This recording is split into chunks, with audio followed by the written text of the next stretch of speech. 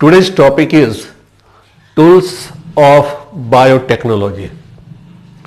There are three major tools of biotechnology, and that are restriction enzymes, cloning vectors, competent hosts.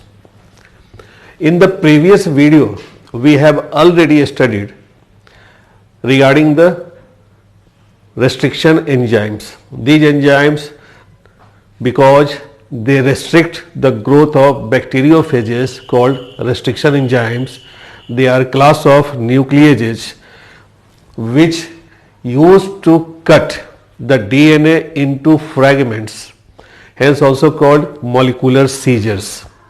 There are about 900 types of restriction enzymes which were discovered from about 230 strains of bacteria, and we have already studied the different procedure of nomenclature of restriction enzymes. Today's topic is cloning vectors. Friends, जैसा कि आपने पढ़ा था कि restriction enzymes are used to cut DNA at specific sites into fragments, and these fragments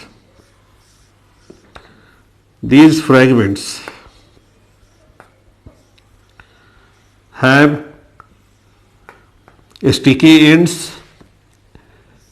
Thereby we obtain the piece of gene, the piece of desired DNA molecule, which we have to transfer to the host.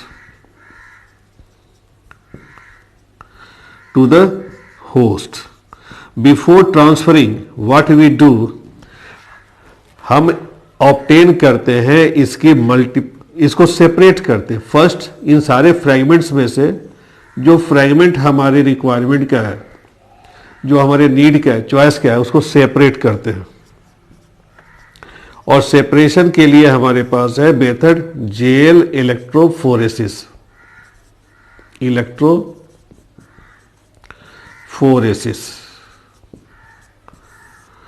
Gel electrophoresis के method से हम लोग इसको separate करते हैं.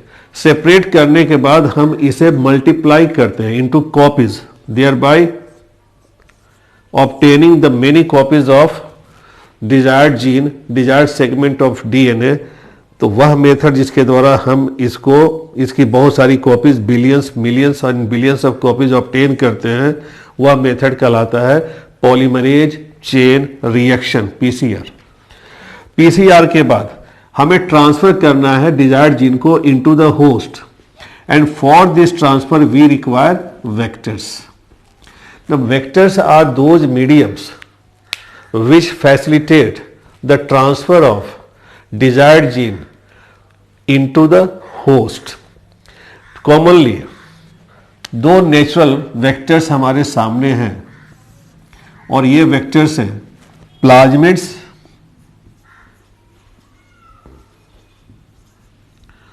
And बैक्टीरियोफेजेज.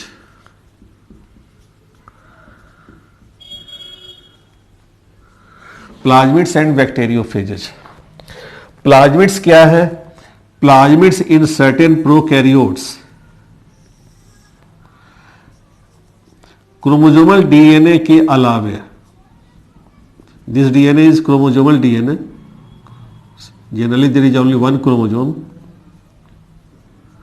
इस chromosomal DNA के अलावे साइटोप्लाज्म में ऑटोनोमसली रेप्लिकेटिंग सर्कुलर डीएनए होता है. इस सर्कुलर डीएनए को हम कहते हैं plasmid. What are plasmids? Plasmids are autonomically replicating circular DNA present in the cytoplasm of some bacteria. Extra chromosomal हो गया, या क्रोमोसोमल डीएनए से अलग है तो इसको कहते हैं एक्स्ट्रा क्रोमोसोमल. तो डेफिनेशन बदल सकते हैं. These are autonomously replicating extra chromosomal DNA found in some bacteria. Now see, अब इन वेक्टर्स के चूंकि they help in transfer of desired gene from the source into the host, they are called vectors. अब इन vectors के certain characters होते हैं.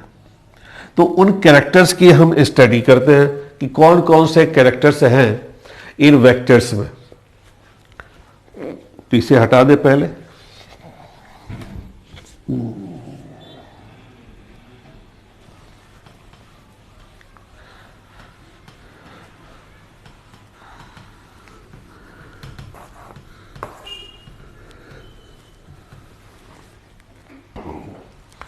First character of cloning vector is presence of ORI. What is ORI? ORI, it stands for origin of replication.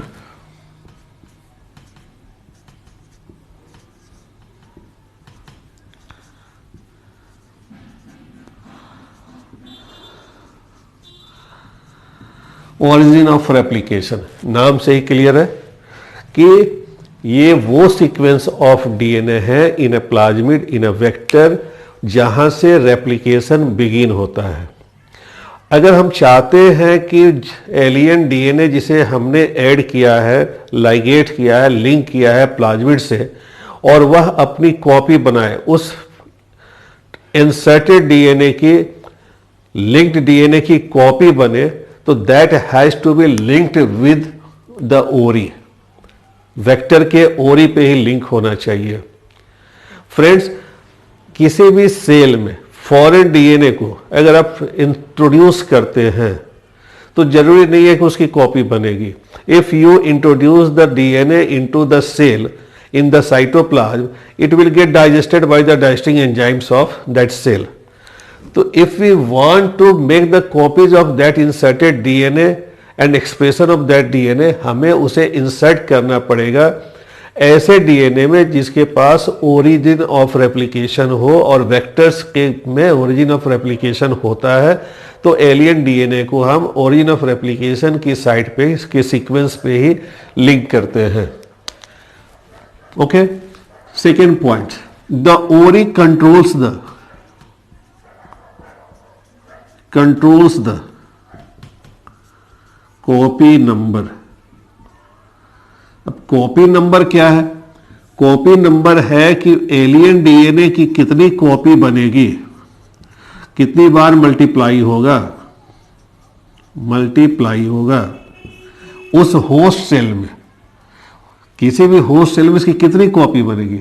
That copy पर cell और per cell is called copy number.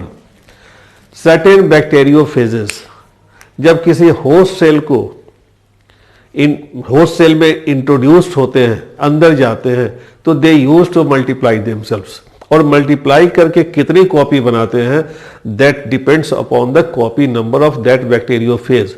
In the same way plasmids को हम introduce करते हैं cytoplasm of the host में, तो वह plasmid अपनी कॉपी बना सकता है, and that number of copy depends upon the copy number of that plasmid.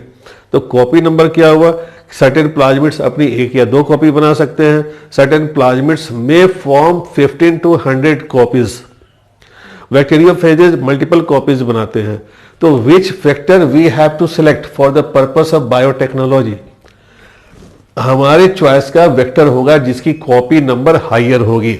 We have to select the vectors having higher copy number.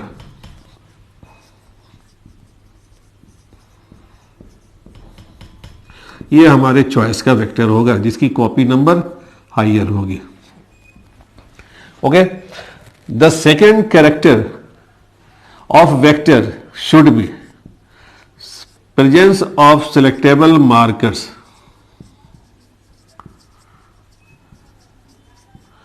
Vectors में सिलेक्टेबल मार्कर्स जरूर होने चाहिए। सिलेक्टेबल मार्कर्स क्या है? Selectable markers are generally antibiotic resistant genes, antibiotic resistant genes, for example ampicillin resistant gene, tetracycline resistant gene, chloramphenicol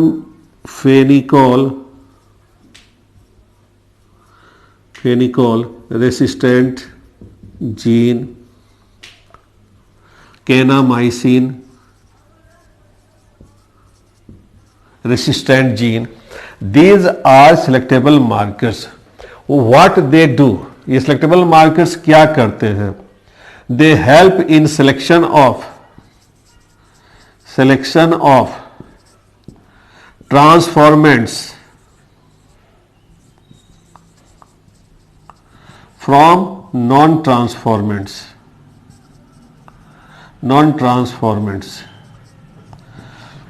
identify करेंगे, पहचानते हैं, select करते हैं from the colony of non transformant.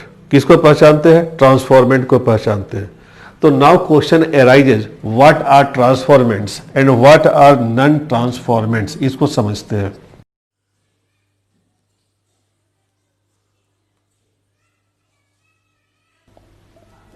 Friends, this one is Escherichia coli, a bacterium. The coli does not have any plasmid in its cytoplasm. So this is the normal colony.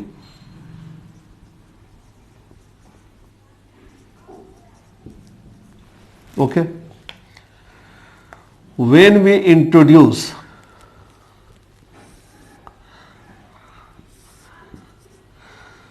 the plasmid containing ampicillin resistant gene,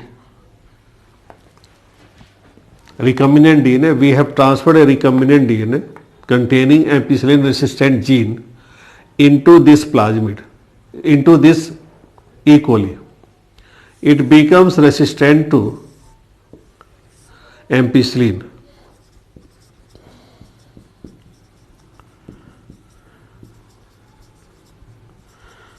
ampicillin antibiotic से resistant हो गया। ये original colony के members में यह plasmid नहीं है, इसलिए यह रेसिस्टेंट नहीं है।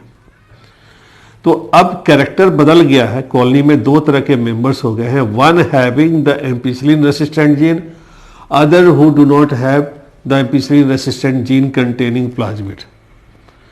तो यह जो ओरिजिनल कॉलोनी है यह कहला रहा है non transformant,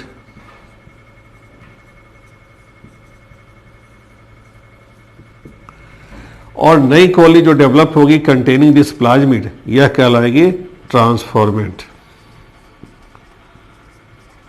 okay, when we have to select transformants from non-transformants, what we do? We simply add ampicillin antibiotic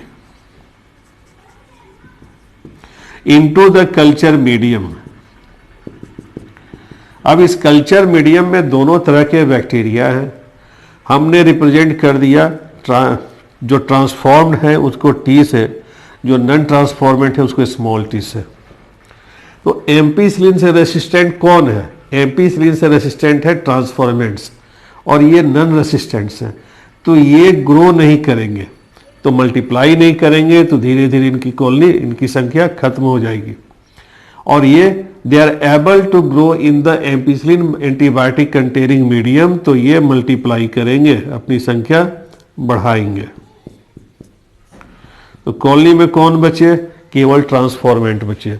तो there by the selectable marker ampicillin resistant gene helps to select transformants from non-transformants. Clear? Now the question arises to our mind कि what is transformation? इसे रब कर दूं। अब देखते हैं transformation क्या है। तो transformation is introduction of recombinant DNA into the host. हमने क्या किया, सिंपली क्या किया कि एक प्लाज्मिड वेक्टर लिया, और यह plasmid Stanley Cohen and Herbert Boyer ने पहली बार जब बायोटेक्नोलॉजी में रिकम्बिनेंट डीएनए क्रिएट किया था इन ईयर 1972। तो उन्होंने क्या किया, they selected a plasmid from bacterium लिया था साल्मोनेला टाइफीम्यूरियम,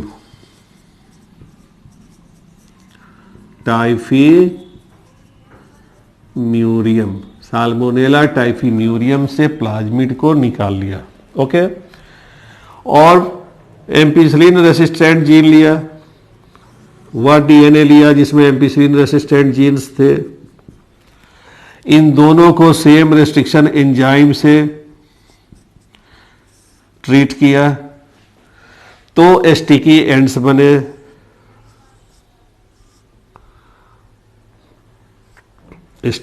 बने। और यहां कट हुआ, इसके भी sticky ends. Then they ligated the gene of requirement to this portion. तो इस तरह इस प्लाज्मिड के डीएनए में दो सोर्स के डीएनए का कॉम्बिनेशन हो गया, एक नया कॉम्बिनेशन बन गया। तो ये न्यू कॉम्बिनेशन वाले डीएनए सीक्वेंस को हम कहेंगे रिकम्बिनेंट। है क्या, ये प्लाज्मिड था, रिकम्बिनेंट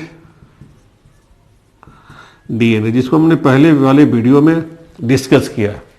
रिकम्बिनेंट डीएनए बनाया, रिकम्बिनेंट डीएनए को ट्रांसफर किया गया, इसे ट्रांसफर किया इनटू द होस्ट, इशरेसिया कोली में इंट्रोड्यूस कर दिया इनटू द होस्ट। क्या सिलेक्ट किया था यहां से, ampicillin resistant gene.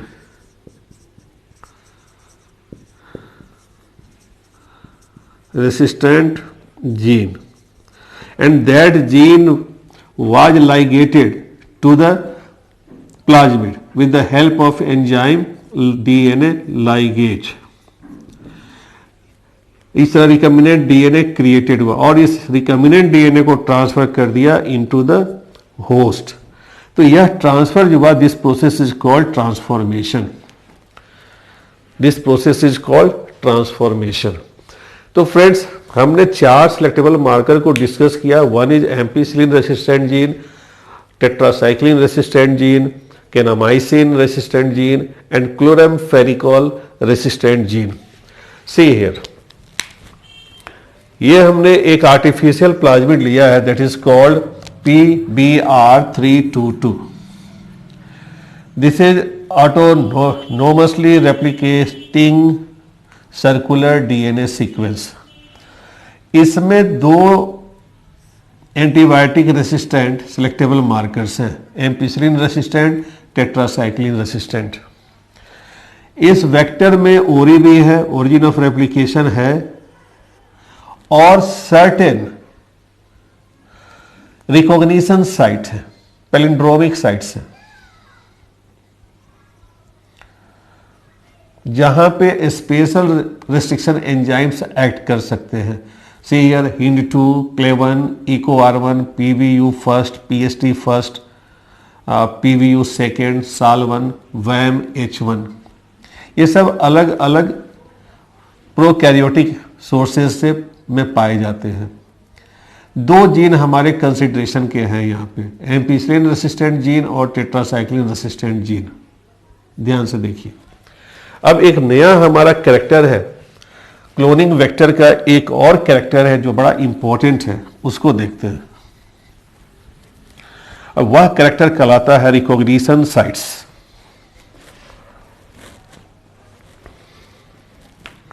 Third character, recognition site। Recognition site is that site of a particular gene where restriction enzyme act and make a cut over it। तो कैसा recognition site चाहिए हमें, कितने रिकॉग्निशन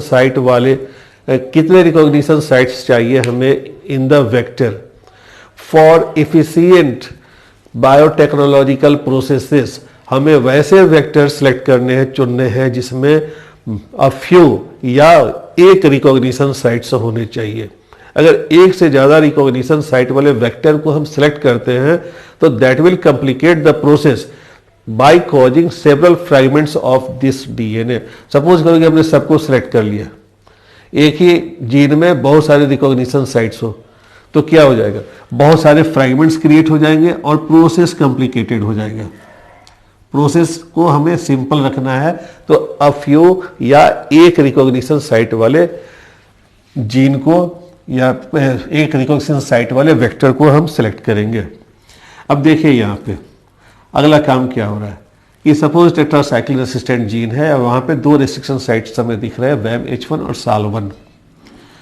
तो अगर हम इस टेट्रासाइक्लिन रेसिस्टेंट जीन में फॉरेन जीन को, एलियन डीएनए को इंसर्ट कर देते हैं,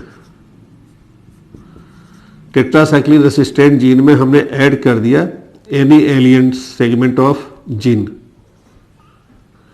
alien piece of DNA, alien piece of DNA, not gene, DNA, segment of DNA, तो क्या होगा, दिस प्लाज्मिड हमने एलियन डीएनए को ऐड कर दिया, एलियन पीस ऑफ डीएनए, तो क्या होगा, this plasmid, this vector loses the ability of resistance to tetracycline. Tetracycline से प्रतिरोधक क्षमता जो इस प्लाज्मिड की थी अब वह खत्म हो गई, नहीं रही। मीन्स एक प्लाज्मिड था जो हमारा टेट्रासाइक्लिन रेसिस्टेंट था, एम्पिसिलिन रेसिस्टेंट था, दोनों से रेसिस्टेंट था। अब हमने क्या किया कि एक नया प्लाज्मिड क्रिएट कर दिया which is still ampicillin resistant but no longer resistant to tetracycline, tetracycline से रेसिस्टेंट नहीं रहा। अब यह कहलाएगा, ये नया वाला कहलाएगा रिकम्बिनेंट। ध्यान देना, इसे हमने इंट्रोड्यूस कर दिया था ई कोली में, तो ई कोली कहलाएगा ट्रांसफॉर्मेंट, क्योंकि एंटीबायोटिक रेसिस्टेंट जीन उसमें आ गया। इसमें से ए को हमने इनएक्टिवेट कर दिया, तो अब ये कहला रहा है recombinant, and the previous one is known as non recombinant. दो तरह की कोली पॉसिबल है। अब हमें सेपरेट करना है द रिकम्बिनेंट्स फ्रॉम द नॉन रिकम्बिनेंट्स। तो देखिए, अगर हम मीडियम में एम्पिसिलिन रख रहे हैं, एम्पिसिलिन एंटीबायोटिक ऐड कर रहे हैं, मीडियम में एम्पिसिलिन एंटीबायोटिक मिला दिए, तो कौन ग्रो करेगा, recombinants are still resistant to antibiotic ampicillin, grow करेंगे। The non recombinants are also resistant to ampicillin antibiotic, ये भी ग्रो करेंगे। लेकिन अगर टेट्रासाइक्लिन ऐड कर रहे हैं तो the recombinants are no longer remain resistant to tetracycline, तो इनका, इस कॉलोनी का ग्रोथ नहीं हुआ, they are not able to grow and multiply. जबकि ये स्टिल रेसिस्टेंट टू टेट्रासाइक्लिन है, they will grow and multiply. Means वो एक एंटीबायोटिक रेसिस्टेंट जीन हेल्प कर रहा है in the selection of transformants from the colony of non-transformant, whereas the other antibiotic resistant gene helps in selection of recombinants from the colony of non-recombinants। तो हमने किया क्या था यहाँ पे कि हमने फॉरेन जीन को टेट्रासाइक्लिन रेसिस्टेंट जीन में इंसर्ट कर दिया था और इस इंसर्शन से यह पार्टिकुलर जीन इनएक्टिवेटेड हो गया था। तो इस प्रोसीजर को, इस प्रोसेस को हम कह सकते हैं insertional inactivation, insertional inactivation, insertional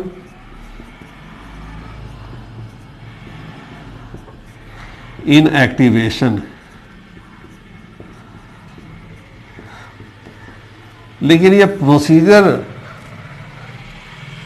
complicated है, कल्चर प्लेट्स को अलग अलग मीडियम में डालना, वॉच करना, निकालना, होस्ट को, चेंज होस्ट को, ट्रांसफॉर्मेंट्स को निकाल के चेक करना वेदर इट इज रेसिस्टेंट और non resistant, whether it is transformant और नॉन ट्रांसफॉर्मेंट, रिकम्बिनेंट कि नॉन रिकम्बिनेंट। तो हम we developed a easy method, और वह इजी मेथड क्या है इसे समझते हैं। देखिए यहाँ पे आप सभी जानते हैं बीटा गैलेक्टोसाइडेज एंजाइम क्या होता है, पढ़ चुके हैं। Use for digestion of lactose into glucose and galactose. इस एंजाइम को बनाने के लिए पार्टिकुलर डीएनए होगा। बैक्टीरियल क्रोमोसोम में, बैक्टीरियल डीएनए में पार्टिकुलर जीन होगा जो इस एंजाइम को बनाता होगा। If we perform insertional inactivation by inserting a alien DNA into the gene coding for beta galactosidase enzyme, यह जीन इनएक्टिवेटेड हो गया, इंसर्शनल इनएक्टिवेशन हो गया, इनएक्टिवेटेड हो गया। अब कैसे पहचानेंगे कि किस ई कोली में इंसर्शनल इनएक्टिवेशन हो गया है, किस कॉलोनी में नहीं हुआ है? तो कलर पैटर्न से हम लोग पहचान सकते हैं। कॉलोनी कुछ कलर देगी, जब इसको हम कल्चर करेंगे इन क्रोमोजेनिक सबस्ट्रेट कल्चर करेंगे तो the colony having insert DNA and the colony who do not have insert DNA will give characteristic colour. जिसमें इंसर्शनल इनएक्टिवेशन हुआ है और जिनमें नहीं हुआ है, नो इंसर्शन, जिनमें नहीं हुआ है, नॉर्मल कॉलोनी है, they will give blue colour in chromogenic substrate. And जिनमें इंसर्शनल इनएक्टिवेशन हो गया है, जिनमें बीटा गैलेक्टोसाइडेज एंजाइम नहीं बना है, वह कॉलोनी कलरलेस होगी, नो कलर, और ये देंगे ब्लू कलर। तो हम आसानी से पहचान सकते हैं कि they are non recombinants and these are recombinants. तो this is all about cloning vectors. फिर से रिकैपिचुलेट कर देते हैं। The first character is presence of ori, किसी भी वेक्टर में ओरी का होना जरूरी है। Second is the presence of selectable markers.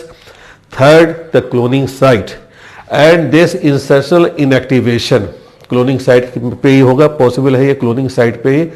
कैसा वेक्टर यूज करेंगे? The vector which is having higher copy number and less और फ्यू और only one cloning sites. Thank you. Hoping, उम्मीद कर रहा हूं कि ये वीडियो आपके लिए यूजफुल होगा। तो पहले की तरह फ्रेंड्स इसे लाइक करेंगे, चैनल को सब्सक्राइब कीजिए। Thank you very much.